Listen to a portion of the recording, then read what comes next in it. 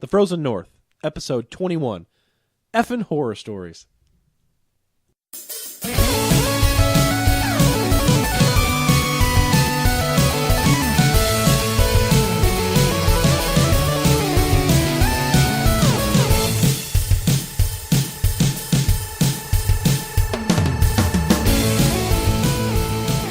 Hello and welcome to episode 21 of The Frozen North. 2-1, baby. 2-1, 2-1, 2-1 plus 21 is 3. Half-Life 3 confirmed. Accurate. Sounds... We're confirming the word. That's a headline. You heard it We're here first confirming on the Effin' podcast. Half-Life 3 has been confirmed. Yeah. 100% not true. Hold on, I'm on the other line with Gabe. Gabe Newell's on the line. Hi, Gabe. Oh, hey. That's exactly what it sounds like. Hey, I heard Half-Life 3 has been confirmed. Hey, Mark. He says it's a fantasy RPG setting Let me with talk. 108 characters. Let me talk to him. Okay, yes. Thank you. There's the Thank phone. you. Are we really dragging this out? Yeah. Are we dragging this out? Not, Uh, well, it's ruined it. Well, no. Don't hang up on the guy. Please hang up on the guy. I'll call you later, Dave. Thank you. All right. Yeah, we'll do that. Oh my gosh.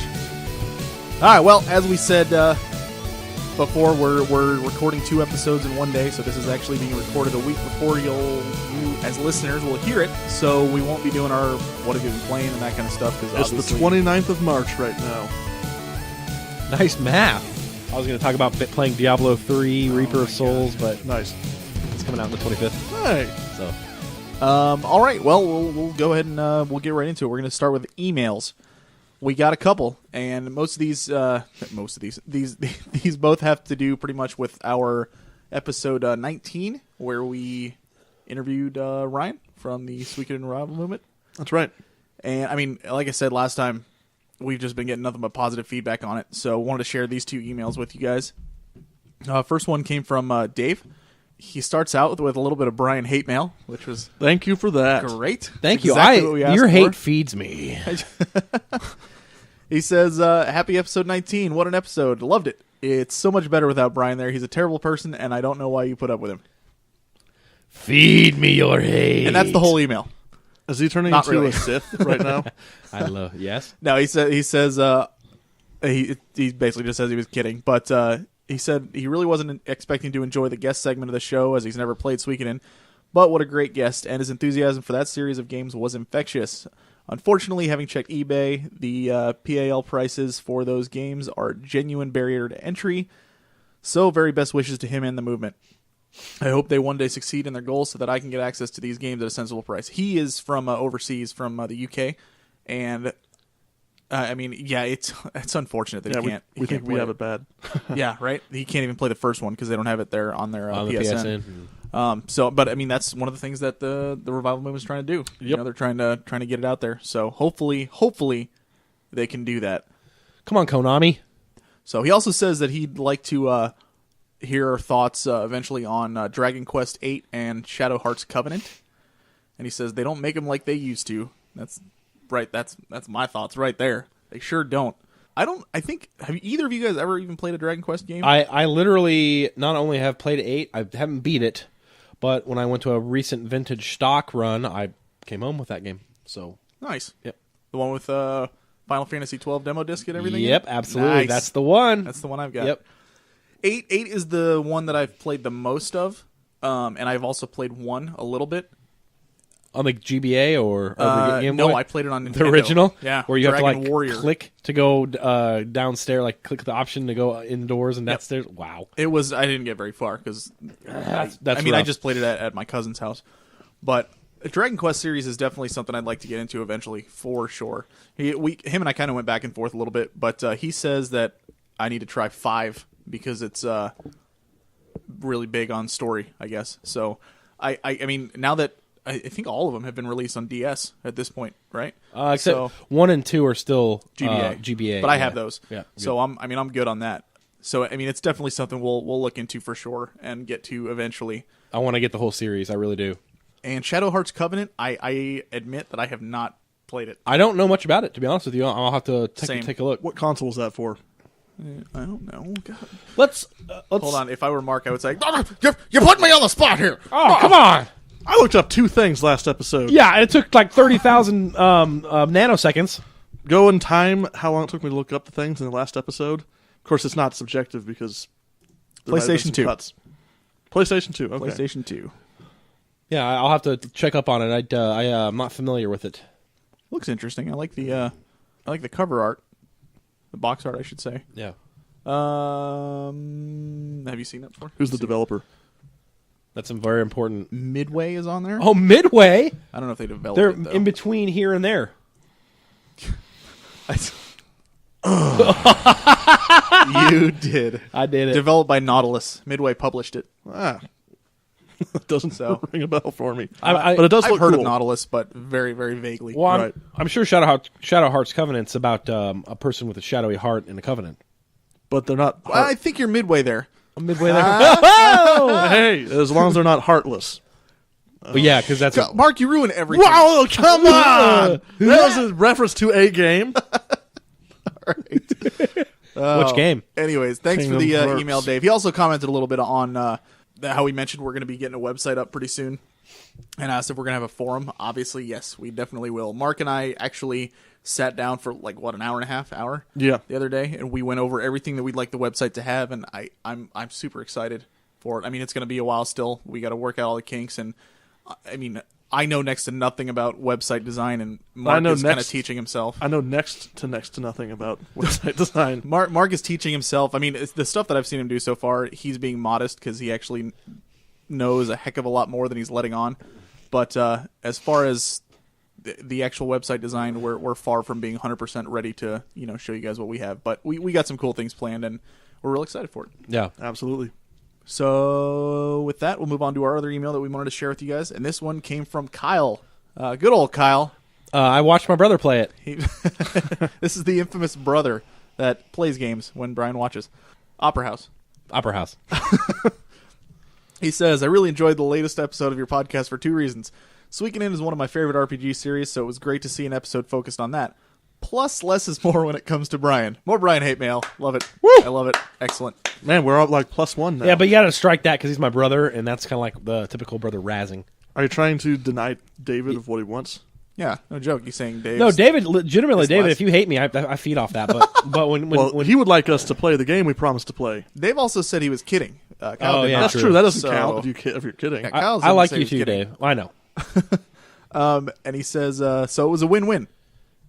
And he says, P.S. 108 is the bare minimum amount of characters that should be required in a game. Thank you. That is awesome. So there's that. We differ. I'm going to retweet that. 108 is the minimum characters. Yeah, you should totally. So that's that. If you would like to send us an email, which we would greatly appreciate, email us at frozennorthpodcast@gmail.com. Hit us up on Facebook at facebook.com/thefrozennorth. We've actually been getting more and more traffic and more discussions on there lately. It's been pretty cool. We like it. We like to hear how we're doing, how you're doing, gaming. We just like games. We do. So Check us out on Twitter at FN Podcast. Check out our blog at frozennorthpodcast.blogspot.com. Please subscribe to us and rate us on iTunes. Leave us comments, reviews on there. Tell us what you like, what you don't like. give us suggestions on what to play. Yeah, absolutely. Yeah. If you think of segments that you want to hear, Yep. Yeah. something you think we should do, wait, believe me, like people come up that I know that listen to the show come up to me all the time with like, you guys should do blah blah blah. And granted, I don't do everything that they want to do. I love getting ideas, and sometimes I'm able to turn something like that into something that we We can don't do. want it to be static. It doesn't need to be the same every Yeah. week. So just because we Absolutely. didn't do it this week doesn't mean we haven't listened to you. Definitely. Right. So please, give us feedback. Let us know what's going on. We would love to hear from you. Gamers unite. Yeah. Game it up. Game it up. Game it up, Midway. All right. So we are here today to talk about Brian's bread and butter, The holy grail of game series. Mass Effect 3. We finally finished the series. Well, Mark and I did. And Brian, do you like Mass Effect? Well, here's the... Yeah. That's it. That's Brian for yes. Yeah. Yeah. Okay. I really like it. It is one of my favorite of of all time. Yep. Mass Effect 3, developed by BioWare, published by EA. I played it on PS3. Mark played it on Xbox 360, and Brian on PC. Yep. We got all the platforms covered. We do. And, well, nobody played it on Nintendo Wii U, because that was done there. You know what? I think my brother Kyle did, actually. Is he on the show? But I watched him play it. I meant no, us I three. didn't. Oh, okay. I didn't. I'm kidding. I just like to throw jokes in there about that because, fun. I meant as far as people who are here in this room right now, Yeah. we don't have everything covered. True. Because they're not. So, Yeah. Okay. anyways, let's dive right. Well, you know what? Before we do, Brian, why don't you give us a quick overview of the story? And honestly, if you want, you can give us a background on the whole series, since this is the one that wraps it all up. Okay, so I'll try to keep it as spoilery free as I can, but honestly, it's going to be hard. In Mass Effect, you are your Commander Shepard, with whatever name you want. You at first are basically you're in the military, the Alliance military, and you're traveling around space, and you notice an uprising of Geth. The Geth are Quarian AIs, and then you find out this bigger story that civilizations like 50,000 years ago, there's one that you're studying a lot of their technology called the Protheans. You notice that they just went extinct in the, just like in a snap, and you don't, we're like, what's going on? One of your crewmates, Liara Tassoni, she is studying the Protheans, trying to find out why they disappeared. As the first game wraps up, you know why. There is a hostile AI species known as the Reapers that are actually, people have heard the name, but they kind of treat them like a myth. Yeah. You find out that they are actually real. They are the reason the Protheans were wiped out. In the second game, Cerberus, a fringe organization, human organization. They're kind of humans first. Mm-hmm. They don't like aliens. They're trying to protect the human species. You ally with them to basically figure out how humans can survive. And it's a loose alliance, because in the first game they're bad. Like them. They're doing experiments, and so you ally with them, and you meet the elusive man. He is the head honcho of Cerberus, and basically from the end of the game 1 and all of game 2, you're trying to figure out how the heck you're going to stop what basically the coming flood of Reapers to come basically wipe you out. That's their goal. You run into a group called the Collectors. Who are basically controlled by the Reapers, and you find out some more information that the Reapers are culling higher species. You're running around the entire galaxy, which is amazing, and then it culminates in what we're about to talk about, the third game, where they are here. The Reapers have made it to our galaxy. They hibernate in cold space, which is beyond the galaxy's rim. And they're here now, and basically a galactic war erupts. And this is where the third game concludes, with you as Shepard and your crew, basically trying to survive. Even as prepared as you all are for this onslaught, it's just, it's like a 10-foot tidal wave coming at you. And wow, what an incredible, I very much gave you cliff notes of the series, but it wraps up in a spectacular way, in my opinion. It's quite the journey. Yeah, absolutely. Well, all right, then why don't we go ahead and get into some pros? The game was great overall. I obviously have to agree with that. This was, I think we've talked about this before in the air. This is a game where you sort of get in the zone and you look up at the clock and you're like, did I just play for 4 hours? Because I felt like it was 30 minutes. Right. Yep. You can lose track of time. The music was a huge, huge, huge, huge pro for me. Loved the music. Loved it. He's pointing at me because I don't agree. Not that the music was bad. I wouldn't put it as a con. Right. But was it a pro? It was just underwhelming for me. I didn't pay attention to it. I didn't feel immersed because of the music. It just felt very, very typical sci-fi. A lot of synthesizers and just like space exploration type music that you hear in any old sci-fi movie. Or other sci-fi video game. So I thought, at least for the main cast of characters, that the character development was phenomenal. By the end of the series, you knew so much about, all the crew that you had come to meet. Even some of the minor ones, like one Miss Lovely Dr. Chakwas. Absolutely. Good old Chakwas. Ah, yeah. Got to have some more ice brandy with her in this one. Cirrus Ice Brandy. Cirrus Ice Brandy. I did not. You didn't? Nope, I turned her down. What? You didn't? What? Oh my goodness. Well, yeah. The option is either she wants to have the ice brandy so that you can drink it right before you die, or you can say, let's have it after we beat the Reapers and finish this thing. And that's what I chose. You gonna deny a woman ice brandy? You know what? After what you find out about her later on, absolutely. Oh Man. Whew. Mark, give us some. She never did anything to hurt my feelings. She turned you down. That's true. She did hurt my feelings. Okay, see? What'd you guys think of the gameplay? I thought that it was maybe a mid-ground pro. Not obviously not revolutionary, but I thought it was pretty It didn't crisp. feel that different from ME2. Yeah, were there a lot of differences in the gameplay? No, not really. I don't They think didn't so. seem I'm just talking about the gameplay as a whole. Like, how'd you guys feel about sure. it? I did like the new inventory and weapon system. I liked being able to just like have everything, and you can choose your own loadout how you want, what upgrades to put on your weapons and that kind of stuff, and you can upgrade those in turn whenever you want to, through money and that kind of stuff. I like that because it just kept it simple, but at the same time gave you a lot of options. Yeah. I agree. The first game, it felt like you had to change your setup constantly to keep your edge against the different types of enemies. And then this one, it felt like once you found that sweet spot that you wanted to have your setup be, you could just keep it that way. So you got that customization, but not the frustration that came with it. Yeah. Definitely. Honestly, like a lot of the pros that I like in this game, if you just go back and listen to our Mass Effect 2 episode, because they're a lot of the same pros. But did you find that this game was more tied together than I know, too, you had a big complaint about the story being a little bit disjointed. Did you feel that they pulled all the missions to a more focused, degree? Yes and no. There were a lot of missions that you could have skipped over and didn't need to be there.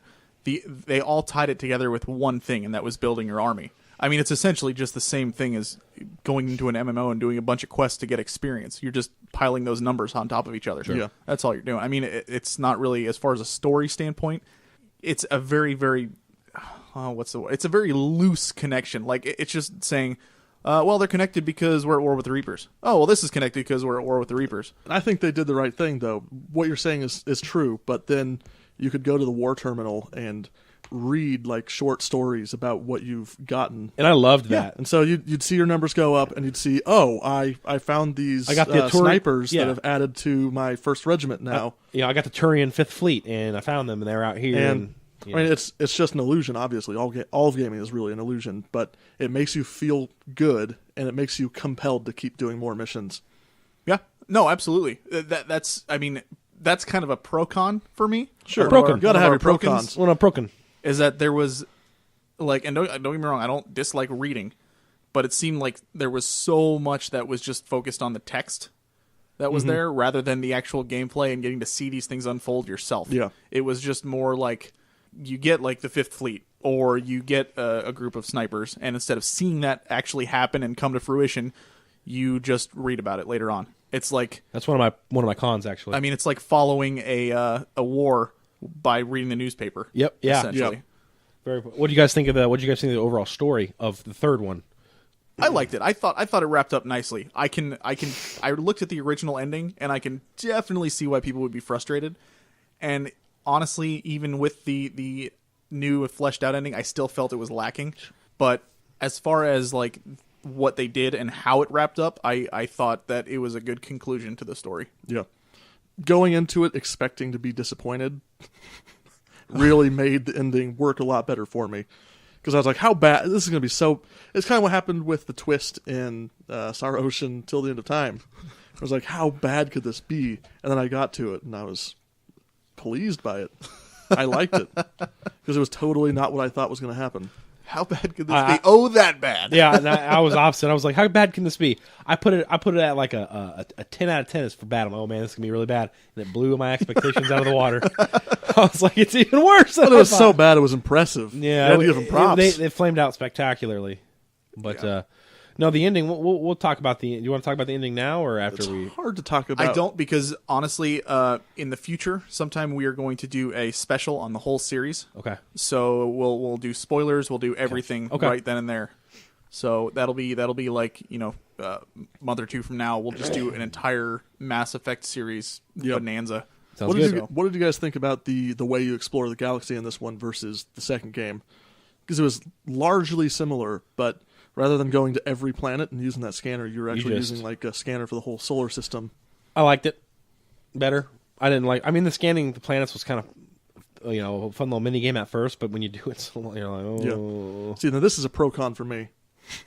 It sped it up. You weren't spending as much time doing menial stuff, wasting your time, being just disappointed that you're wasting all your time. Yeah. But the fact that every time you did like 2 scans, you'd hear that loud, abrupt, Yeah. and you're like, "Oh, I have to leave now," and then you have to go through the loading screen, and then you have to go to another system. You go didn't through have a to, though. loading You screen. could just go right back into it. But they're still there. Yeah, but I did it all the time. I That's just the outran way. them. Yeah. Run them. Yep. You can do that, but Be your Didn't. wuss. That makes sense. He was so scared. you know how it is. Absolutely. Mark was like, I'm not gonna lie. Your shepherd was retiring. I would have preferred cheat codes to be in the game. Mark was like, oh no, they're coming after me. I'm going to fly away. That's what, I would just go around the galaxy map in a circle, and I'd come back once I got around to it. Jeez. I think Brian's right in that it did kind of get old after a while. I wish there were more places you could go to. Yeah. Because literally, I'll get into that when we get to cons. Okay. But, overall, it's still a great game. And from a story standpoint, it's a very, very nice wrap up to the series. And, this is one of those where, I think I said it for 2 as well, you don't want to play this game alone. You want to play the others first. It does give you a little intro at the beginning, if you haven't played them, saying, this is what's happened up to this point. Don't do it. Just play the other 2 first. Yeah. Get through Yeah. the first one, enjoy the second one, and enjoy this one. So, There's plenty of cons to this game, but it's so intoxicating when you play it that Absolutely. you almost don't even notice them until you step back Right. and take a look. Like I said to you guys, this is my favorite series of all time. So I have tons of gripes about some of the choices that were made in the production of this game, which we'll get into. all right. Why don't we move into that then? All right. Go into cons. Who wants to start? I will. It has to do with the whole text thing. They built up this war with the Reapers so much, and this whole game is basically getting your army, right? I would have liked to have seen a little bit of payoff, maybe even like a little cutscene where it's like, here comes the Fifth Fleet. Oh, here comes the Rachni army. The snipers shoot. Give them like 2 seconds. I know that would have been very challenging because there was a ton of content there, but I wanted to see a little bit more payoff than just like, here's your army. Read about it. While I enjoyed being able to read about the army pieces that I got, I would have liked to have seen them have a little bit more impact rather than just numbers, like you said. Give them a little airtime, Absolutely. Like- And what you do collect and what you do bring onto your army, you get to see that in action. Yeah, that would have been something that would have. I know it would have been challenging, but it would have been a really nice payoff to see like, oh man, that that 5th Turian fleet just came in and swooped down and just took down a mini Reaper. Awesome. I did that. I helped. Instead, it's just you read about it, and I don't know. It's a small gripe. But that's one of my cons. No, I understand. Another one of mine would be, my first, I should say, would be how they seem to. It seemed like they really wanted to do a lot with this game, but they tried to put so much in there that they weren't able to focus on certain things, and a lot of it just seemed very shoehorned in. Like, I know we talked about this earlier, but the assassin, what was his name? Kai Lang. Kai Ling. Yeah. Yeah. The guy was kind of a badass, Sure. but he's not in either of the first 2 games at all. He just shows up in this one. You meet him once. He does something like he tries to assassinate some people and stuff, and you end up chasing him off before he can completely finish the job. He maybe depending on how you play, but he gets away, and you find out he's working for Cerberus, and you talk to one of your admirals, and he's all like, "Oh yeah, you don't want to mess with him. He's awful." And then all of a sudden, Shepard's like, "I think he's at the center of this whole thing," and blah blah. And it's like all of a sudden he's a main plot point. It's like, where was this guy? Hasn't been around at all, and all of a sudden now he's like the center. And he honestly wasn't. He was just a soldier, assassin, essentially. yeah. That's it. He didn't do anything other than like, I'm going to kill you now, and that was it. So he wasn't at the center of anything. He was just an annoying guy that had to be put down because he was in the way. Yeah. That's all. There was no like high or low point to taking him out. It was just he needed to be gone, and that was it. It was fan service to the people who read that book. And that makes sense if you're a book series of a fan of the book or whatever it is. Yeah. I can totally understand that. But then don't throw him in the game and try to make him to be such a huge plot point when he's not, especially to people who haven't read the book. So Mark, what do you got? There are some major logical issues with this game. Yes. For instance, there are like 3 right in a row when you go to Tuchanka. Do you remember Tuchanka? I do. So you've got the Turians flying in their jets, and you've got the Krogans driving in on their tanks to fight the Reaper so that you can use the air distribution thing to save all the Krogans. And the Krogans get stuck on the highway because they can't pass an obstacle, and they tell the Turians to pull off their approach, and the Turians say the approach is set, we can't pull it off. What do you mean you can't pull it off? It's a jet, you can't just pull to the side, you can't go somewhere else for a while. And they weren't even there yet. They weren't even there yet. They're in the background flying over right after you say that. They couldn't have just pulled off for a while. They had to fly right at them and just get destroyed. Let me rebut McIntyre that real quick. You can rebut that, and then the next logical fallacy happens right after. I think that was maybe worded wrong. I think that if you understand the animosity between the Turians and the Krogan, that a Krogan saying stop attacking, they're like, no, you know what, we're Turian, we're going to take care of this. Like, sorry, you guys suck. You're on the ground. We're going to take care of this. You know what I mean? It's that bravado of, we don't need you. We're the Turians. We're a superior race. I think that's what they were trying to come across as. Is like, no, we got our tech set. We're going to take this over. Even though it was a stupid mistake, I think that's what that was going for. Even though sure, I can't break it off. I already have my, that yes. Well, that was dialogue was terrible because stay on target. Just turn the. But yeah, I think it was more of a mentality thing. Like, no, we got this. Sure. So maybe that explanation makes sense. Okay. But then seconds later, when one of them gets shot down and crashes and almost runs into the caravan of tanks, and they decide, oh, we're not stuck anymore, and they just start approaching it again. Nothing has changed. The highway's still broken, but all of a sudden they can go attack the Reapers. I noticed that too. Yeah. Good point. And then the third thing that sealed its fate for me. You decide you're on foot, the door? And they decide, oh, you got to go into this ancient 4,000-year-old tomb that nobody's been in for 4,000 years. The door was on the highway. I was standing next to it on the highway, and nobody's been in there for 4,000 years. It's wide open. Okay, I'm going to rebut both of those. Okay, you ready? The first one, maybe it was like after seeing the Turian crash down, the Krogan were like, all right, we got to go. Like, just ramp this thing.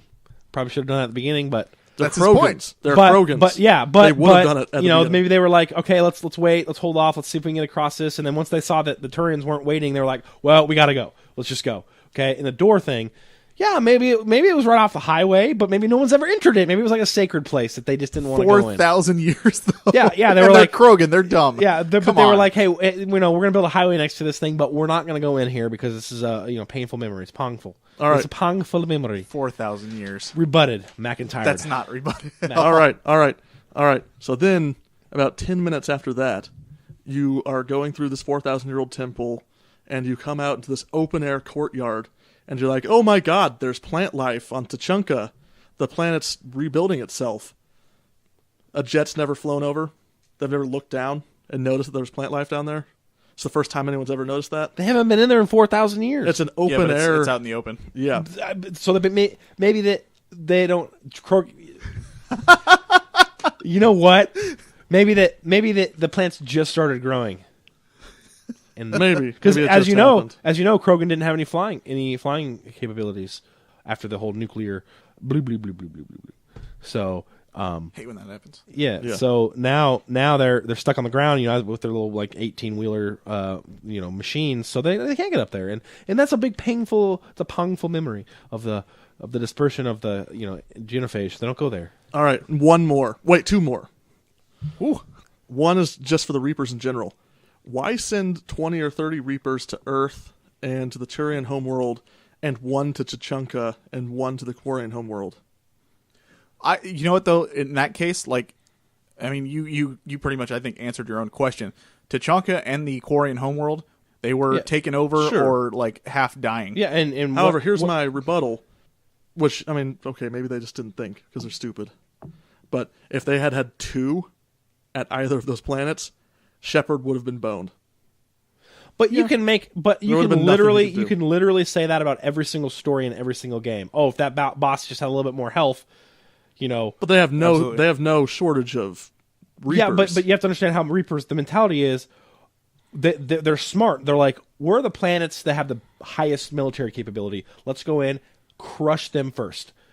Then it's easy. So no, I'm pretty sure they didn't take into account how the one on Tachanka was going to get taken down. Yeah, but sure, yeah, okay, sure. I mean, That's fair. and you have to remember because that had nothing to do with Shepard. Well, not really. you have to remember these are pure logic thinker machines. They don't care about if we had one more there, they don't conject. They just go, we need one on this planet, we need one on this planet. Low pop planets, they can take care of it.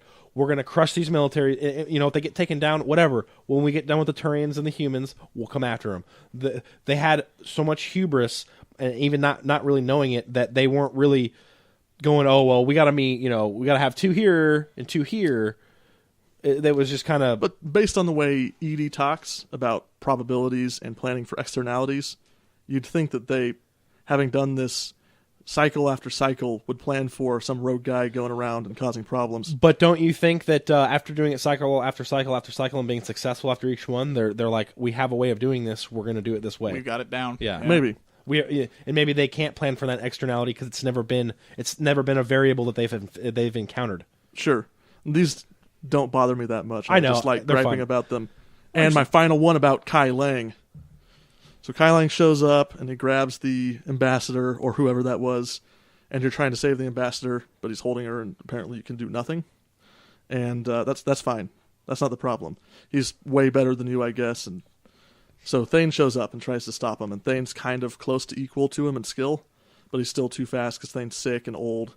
And he kills Thane, the only person who's able to slow him down and stop him, and then he just leaves. Well, because there were other people there. Yeah.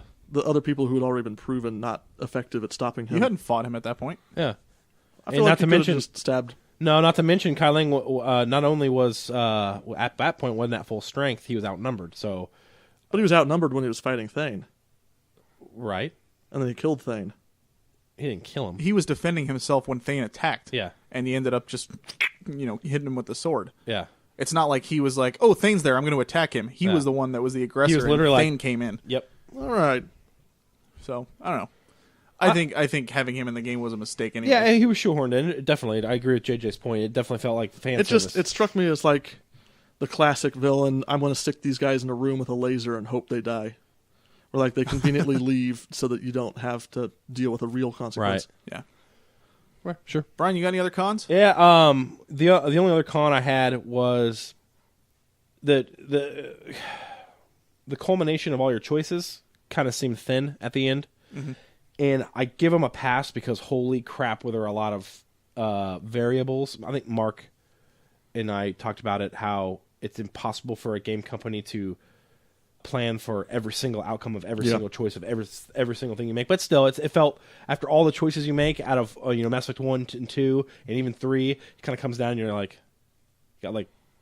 Sure, and at the Yeah. end, you have more flexibility to do that. Yeah. because you don't have to worry about condensing it back to one plot for another Right. game. Exactly. So that could have been where they rewarded you, right. and they didn't. Nope. I probably got two more.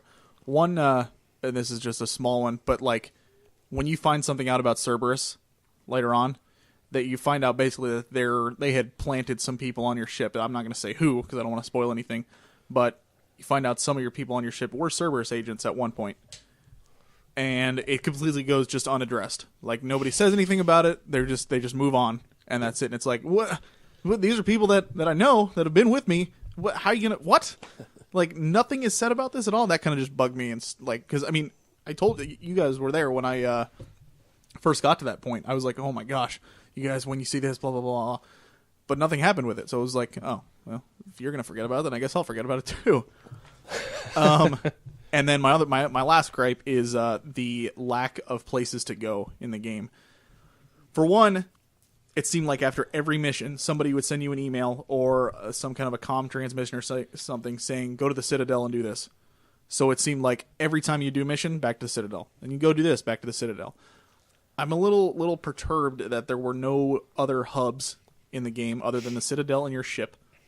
And I mean, you could go to other planets and stuff, but once you finish the mission on that planet, you couldn't go land on there and anything like that. But like in Mass Effect 2, there were several planets you can go to and talk to the people there and all that stuff. Like Thessia and I just wish there was a little bit more. Like when you get done with all the side missions, there's literally nothing you can do other than go to the Citadel and go to your ship, unless you want to move on with the game. And there's just no point in going back to those places at all because you've been there 1,000 times because the game tells you to go there 1,000 times. So why not just give me something new? Yeah.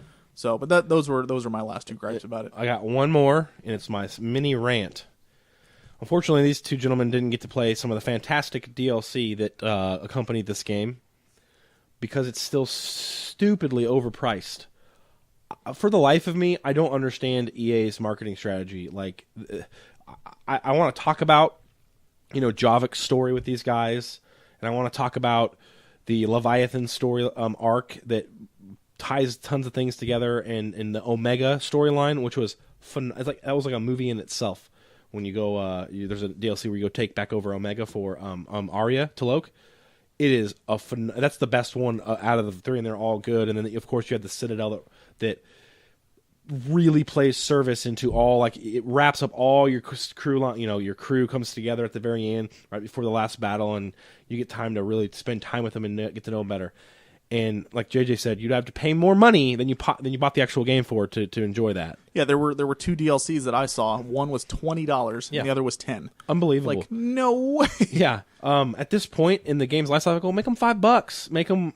I mean, you can still charge for them. I'm not going to get mad at you, but overpriced DLC that is so integral to the story is absolutely asinine. $5 would probably be the max that I would have paid. Right. For it. A $5. At this point in time.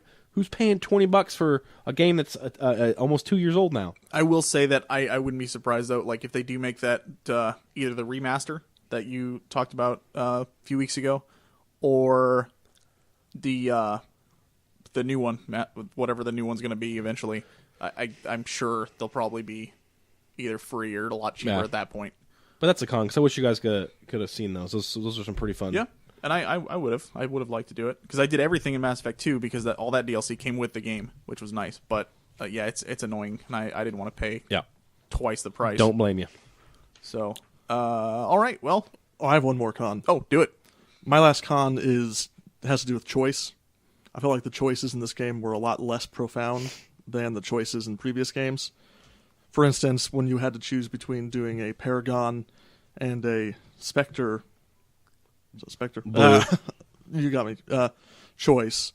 Renegade choice. It was extremely obvious. It was totally binary. And one of the distinct moments for me was at the very end of the game when you're deciding what you want to do. And there's 3 choices that are presented to you. And to me, the story of Shepard was finding that choice that you didn't think existed. And all you can do is choose one of the 3 choices presented to you by someone else. Yeah. But at the same time, I think those were decent choices that they gave you. And it's still interesting. Sure, yeah. So, and but I was happy with the choice I made. I just think more people would have been happy to have a 4th kind of loophole choice presented to them. All right, then. So, I mean, I think it's pretty obvious. I recommend it. Absolutely. Recommended. All right. Play it, but play the first 2 first. Yeah. Play the series as a whole. Enjoy it. Even if you're not a big sci-fi guy, you'll still get a kick out of the story and the characters. It's a very, very good game. And look, if you guys don't end up playing the Mass Effect series, I mean, it's no big deal. I'll just hate you forever. So. At which point you can send Brian hate mail. Yeah. And at that point, if you... No, you're going to have to send it to me, too, because I've been converted. This is... Yeah. I think this is probably like my favorite sci-fi video game series. Yeah, it's one you have to experience. Like if you are a fan of sci-fi video game series and you haven't played Mass Effect series, then shut your mouth. And forget about the main plot even. It delves into so many high concepts that you've seen in sci-fi, and just it pretty much does tackle like almost all tropes in sci-fi. Play it. At the play breadth. it. Or I will hate you. All right, moving on. New little segment that we got here. We are it's called Effin' Horror Stories. Oh man, I had a lot of effing horror stories. So basically what this is like horror stories that like go along with gaming, obviously. So we're each going to basically just tell you a story that we remember where something just affected us like crazy, hit us really hard, and just was horrible to have happen to us. Whether that be a part of a game directly or, something that happened outside of a game.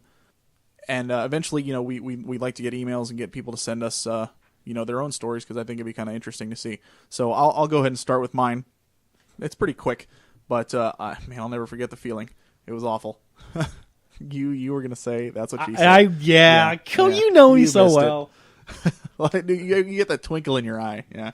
Yep. All right. So around the time Final Fantasy VI came out, 3 in the U.S. Maybe a year or two after it came out, I had gotten it for Super Nintendo. It's my favorite game of all time, obviously. I loved it, and I brought it over to a friend of mine's house, and I wanted, because they played Final Fantasy II with me, and they were like, I told them about this one. I was like, dude, it's so awesome. You got to see it and stuff like that. So I bring it over there, and it was on Super Nintendo. I'm playing in, it was me, my friend Stu, and his brother Matt, and we were just hanging out. Stu was playing on the computer in the computer room. I was playing Super Nintendo Final Fantasy III, grinding. I was at the end of the game, and I was just kind of trying to, perfect my characters. So I'm grinding, and 23%. Yeah. Jurassic Island. It's not an island. What? It's just a forest. Okay. Yeah. But yeah, I was fighting It's the an dinosaurs. island of trees. I was fighting the dinosaurs, and as strong as I was, they were super easy. So I was just like, whatever. Just fight. Didn't even think about saving at all. Well, Matt, who was the younger brother, he was probably like, I'd say 7 or 8 at the time. I don't know what he was doing. He was playing with something, but he was running around like crazy, just running from room to room, being, hyperactive and stuff like that. And I'm sitting there and I'm playing. About 3 hours go by and I'm grinding. And all of a sudden, Matt just charges into the room, and the Super Nintendo is on the ground. Oh no! And boom, the cord just pops out of the back. Oh no! And like he knew it too, because he felt it. I'm guessing he felt it on his foot. He turns around, he just looks at me, and both of us had these just wide-eyed expressions. And like I was just about to kill him. I was like, "You did not just make me lose 3 hours of grinding." I was so pissed off. And so he obviously starts apologizing, going crazy. And I'll never forget like how much my heart just sunk into my toes. It was awful. There is a silver lining, though. Matt, being the nice guy that he is, actually took the game and felt so bad. He literally sat there for the next 3 hours and grinded back all the stuff that I had lost and got me a little bit further. That was nice on his of him. own. So that was cool of him to do. But I mean, I'll never forget that initial shock factor of like, Yeah, I God. bet. what has happened? No. Yeah, because So- right away. Like I didn't. I like when that happens, because I think all of us, it's happened to all of us. But you go, when did I last save? Oh no. Yeah, that happened to me on Mass Effect 1 with the Mako missions. Yep. Oh, you're like, when did I? It's Oh, like, no. I wonder if I can drive through lava. Oh God. When Yeah, did I last that was save? I bad. don't know. So, Mark, what about you? All right, my horror story is recent. It was so funny when this I'm happened. not sure how much I can say You without can spoiling it. Let's just do. We have to spoil it. So let's just say spoiler. Yeah, spoiler. Mass Effect spoil 3 it? spoiler. Spoiler alert! Spoiler All alert! right. Boop, boop. You can say it, just don't say how you got to that. Yeah. You know what I mean? Sure. So how much can I spoil then? You can say. You just can- don't you say can the say cho- it, just don't say the Just say choices there you was a made. choice that I had to make that created this scenario. They won't know where that's coming. Sure. Okay, so I've romanced a certain character since Mass Effect 2, You can tell who that character is. Tally. I've romanced her since Mass Effect 2 because you can't with Dr. Chakwas, unfortunately. So it's all going good. I've met up with the Quarian fleet. We've hooked up again, and I'm helping them out because I'm Commander Shepard, and that's what I do. So we're going down to the homeworld Rannoch, doing some missions. I'm looking at what day of the week it is, thinking, oh man, I better get a step on. So I skip a mission. And then I go to the main mission for them. Can I just say it? Yeah. And so I've got Legion there, and he wants to do some. He wants to help the Geth, and I want to help the Geth because they're not bad. There's nothing wrong with them. So I decide to do the Paragon option. It's Paragon. It's obvious. Nothing bad happens when you do Paragon. Well, That's not true. When you cut corners and you do Paracon, bad things can happen. So it flashes to a cutscene where they're getting ready. They're in this big battle that you think's about to end, and it doesn't end. And I watch this really long, painful cutscene of all of the Quarians dying. Oh my god! All the Quarians. Mark wiped out an entire race. And his girlfriend's race, nonetheless. Yes, Tally's race. And then it goes back down, and Tally takes her mask off and falls off a cliff and kills herself. Oh my god! What'd she look like? How You don't see it. Oh. how much did that tug at your heartstrings? I was pretty upset at that point, and I tried to go on. So I'm back on the Normandy and talking to the crew, and they're all saying like sympathetic things, but I'm just feeling like I did this. Don't apologize to me for me killing them all, including my girlfriend. And it was so depressing that I had to go lay down for a while. And when I came back, I decided to reload and do about 3 hours of. He didn't even roll with Backtracking. it, folks. Yeah, that's right. He wussed out. Didn't even roll with it. Unbelievable. That would tug at anybody's heartstrings though when you like. Yeah, but I think he should have Thank you. still rolled with Thank it. you. No, I'm not going to roll with it. I mean, especially you know when you're what? like. Tragedy happens in real life, and you don't have a choice, and that sucks. Well, see? Video games are all about wish fulfillment, and I wished and I wanted to have the ending and the outcome that I wanted. But I think, reloaded, and I paid a price. I had to replay 3 hours when I was already worried about getting it done on time. But I think it's a testament to that game that it impacted Mark so much that he.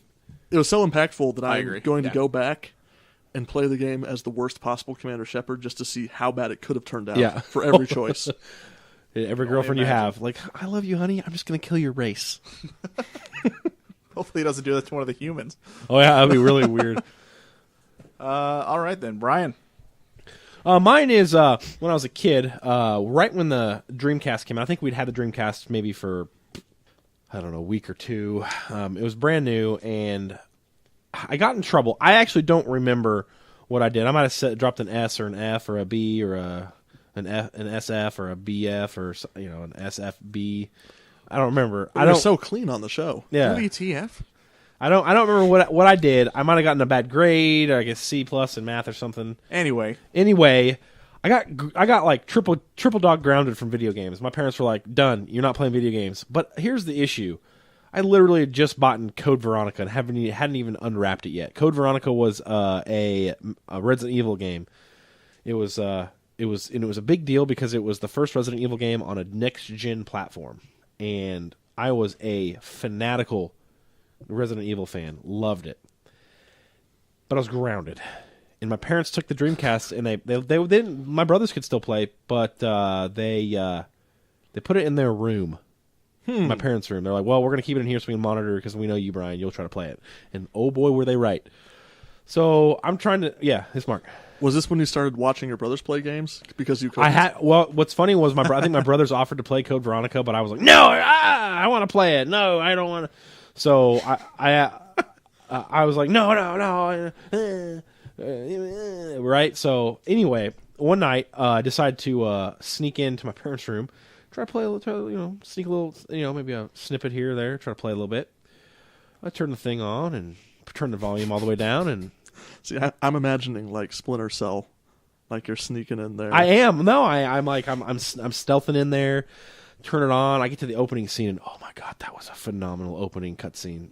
With you got was it Jill? Yeah, Jill in that factory, and she like does that Japanese thing where she defies physics and drops her gun and then drops faster than it and like drops to the ground, which doesn't make any sense physically because gravity, drops everything at the same rate of speed. So if you were to drop your gun and then fall, you would fall at the same rate, so you would not be able to get under it in time.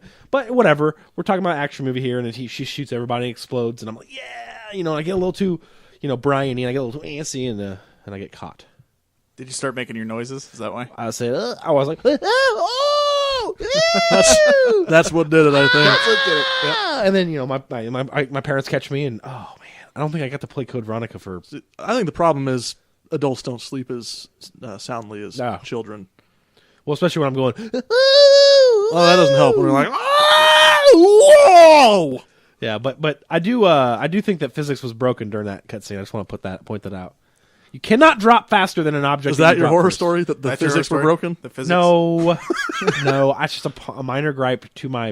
Horror Well, there's story. wind resistance to consider. It's a gun.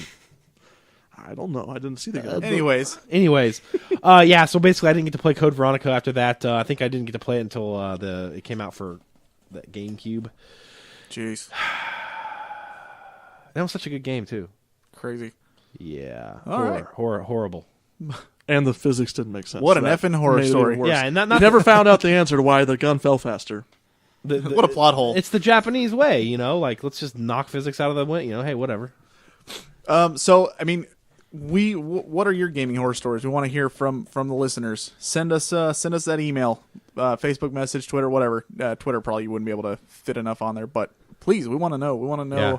what freaked you out, gave you heart attacks, and made you squirm. I got a good idea for the Twitter one. Just be like, me have good game, bad idea, and win. Go happy. Thank you. I've got another gaming horror story. Fatal Frame. That's it. That was pretty scary. Amnesia. Oh, Woo! Please send us your horror stories. We'd love to get them and read them on the air. So moving on, bi-weekly question. We asked, what's your opinion on Let's Play videos? I love when you ask my opinion because I'm going to give it to you. We got a couple of responses. So we got Brian responded with, my response will be revealed on the show. Oh, and it will be. See, he's like, I gave him crap because he doesn't participate on Facebook at all. That's his way of participating. That's a by saying, loophole. I'll tell you later. Well, I didn't want to tell him on Well, that. I made a post. See? Yeah, but I don't want to tell him on there because when I tell him now, then they'll be like less interested and it will be not as good for the show. Please send Brian hate mail. I feed on your hate. So, Dave says, Let's Plays don't care. Don't get them. In fact, are they meant to be instructional? If so, fair enough. I tried watching one for my favorite game, Skyrim, got halfway through and said to myself, what the hell are you doing? You could be playing the game instead of having fun instead of sitting here watching someone else play the game and having fun. I think that's a valid complaint. That's how a lot of people feel. Isaac says, I think they're good. However, I usually don't watch them unless I have absolutely nothing else to do, as they take up too much time for the small amount of enjoyment that I'm getting back in return. It's marginal utility. That's kind of where I'm sitting. Like, yes, I can see kind of why people like them. It's the whole I watched my brother play it thing. Honestly, I think it's a great way to, if you don't want to read reviews, it's a great way to look into a game first before you buy it and that kind of stuff. But I really don't put too much stock into them. I won't. The only time I really will actually put it on and watch it, like the speed gamers when they do their thing, I usually almost always will have them running, but I won't like watch it directly the whole time unless I'm like chatting with somebody in the chat. I'll usually have it on as background noise while I'm playing another game or something like that. Just because I think they're such a great group of people and they really have a lot of fun doing this stuff. absolutely. But I mean, any Let's Play video, I don't see the point in focusing Yeah. 100% attention to it because, like Dave said, why am I watching somebody else doing it when I could be playing it myself? There's an exception to what you're saying, though. I think Let's Play videos would serve a utility, but if somebody's just like, hey, I'm going to play, let's use an example. Hey, I'm going to play Skyrim. Okay? That's not a Let's Play video. That's a don't care video. Okay? But if they're like, I'm going to try to go for a perfect run, speed run on this, okay, that's something that I would have more attention span for because it's something that I can't do, and it's more interesting to say, oh wow, that's pretty. But if you're literally just recording yourself playing a game, honestly, I think you should. Here's my honest opinion: I think you should f off. That's stupid. Make it be. No, I'm serious. Make it be something like if you're doing it for like, hey, we're gonna marathon this game. We're gonna like try to get through as fast as we can, or we're gonna do a perfect run, or we're gonna do. But if it's just, hey, I'm gonna play this game. Well, okay. Why? No, I hear you. Like I feel like it needs to be like a niche utility. Like let's do a no die or a permanent death. If we die, we start over kind of game on like a long game. Oh, that's awesome! I'm gonna watch that because that would be awesome to see the reaction when somebody dies. I agree. I think finding like people who are doing certain achievements or trying to do just ridiculous things where you're like, there's no way that somebody could do that. Yeah. Well, I'll videotape myself do it. Like I watched a guy beat Ocarina of Time in 20 minutes. That's awesome right there. Like, That's something that because that's something crazy. that, and that like goes to what was it David said? Which one? About his response about being like, why would I watch when I can play? That's Dave, yeah. It would be the same kind of concept. Like, unless it's something like I wouldn't be able to beat Ocarina of Time in 20 minutes, so I want to see somebody do that. But if it's just, Absolutely. hey, I'm going to play through Ocarina of Time, okay. And if you are going to do a Let's Play video, have some sort of commentary. Otherwise, it's so boring. Like, there have been a couple of times where I've watched, and, you know, you listen to them joking around about what the characters are saying or making fun of stuff, and that's actually pretty good. It can be entertaining. That's another reason I like watching the speed gamers, because they will have, when they do their marathons, you'll see they'll have one person playing, and then they'll have two people on the side commentating on that, talking about other stuff, and everything like that. Like, during their Final Fantasy marathons, you'll have the guy playing the game so you can watch the game going on, while there's two people sitting there and being like, hey, so chat room, what's your guys' favorite Final Fantasy game? And everybody starts talking about it. That's what I'm saying. Like, don't just make a Let's Play video of you literally sitting there playing a game. That's boring. There needs to be some sort of interactivity. Yes, absolutely. Yep. There needs to be a community involved, because that's what, you know, when I watched my brother play a game, we weren't just sitting there quiet going. And we were talking and like, oh my god, did you see that? That's awesome. That's Opera House. Opera House. You know. And then his parents woke up. Mm-hmm. Yeah. I mean, and what about you? Is there another one that you didn't read yet? No. Oh. I've been waiting for that. Oh my god. Okay, well, here's what I'll say. Let's Play videos are like gaming podcasts. They're a dime a dozen. Am I right, JJ?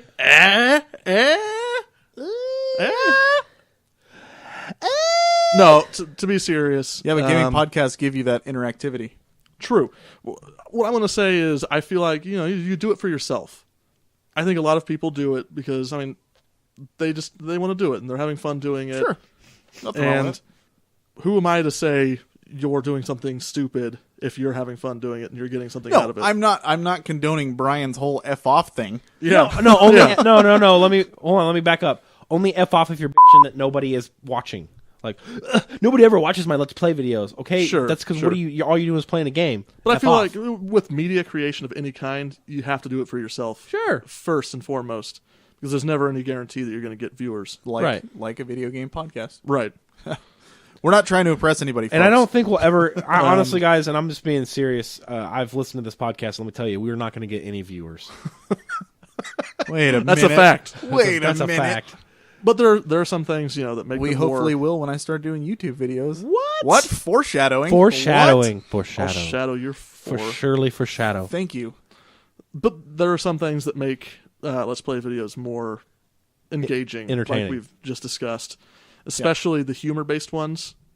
Although not everyone's a comedian. It's sometimes when I'm trying to check out a game and I hear some, I don't know, teenager making asinine jokes. When you can affect the person playing, it's funny too. Like Brian and I have a friend Kyle who streams all the time. Not my brother. And no, different Kyle.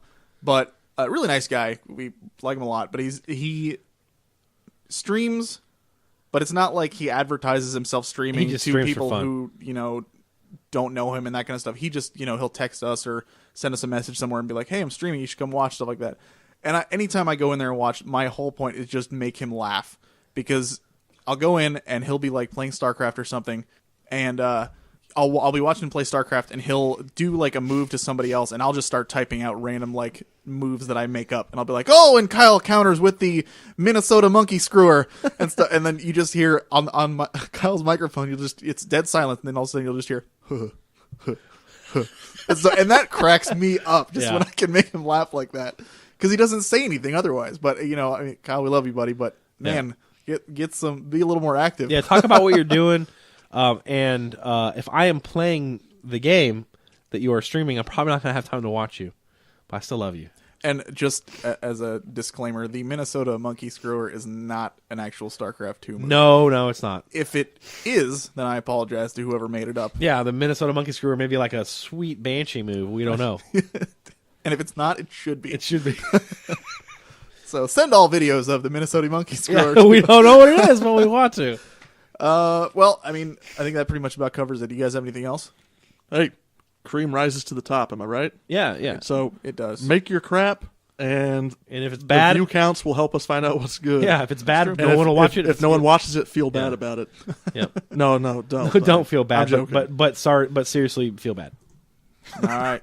Real quick, I also want to just say we are still looking for a new theme song, and also looking for a new artist. I got a buddy of mine that I'm talking to who might be able to do something with that, but I'm definitely open to other people coming forward and saying, hey, I can draw as well. So I am art. with I am theme song. oh well, good. Then I will I subscribe. will- With that, I think it's about time we signed off. Thanks for listening. Episode 21. My Yeah. name is JJ. Brian's foot's near my face. And my name is Brian's foot near my face. Brian. That's your name. Brian. No, yeah. Oh my god. Keep on Damn gaming. it.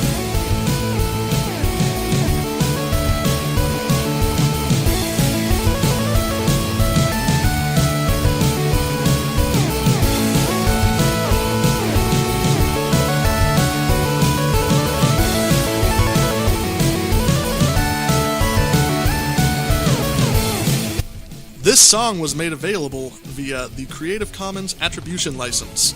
The song, Somewhere in the Stars, was written and produced by SoundCloud user _TWC.